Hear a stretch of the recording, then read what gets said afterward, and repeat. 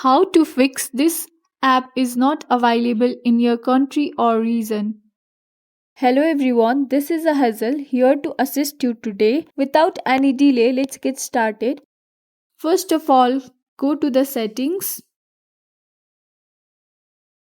scroll down to connections and sharing, tap on VPN and make sure that you are not connected to any one of the VPN. If connected, first of all disconnect it, go back, scroll down to additional settings, tap on date and time.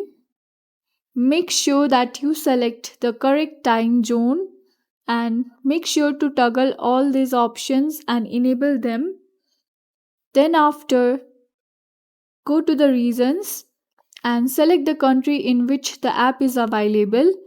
After doing so, you have to allow some of the permissions and then you will be able to download the app or get the app. Thanks for watching. If you guys enjoyed this video, please like, subscribe and hit the bell for the updates.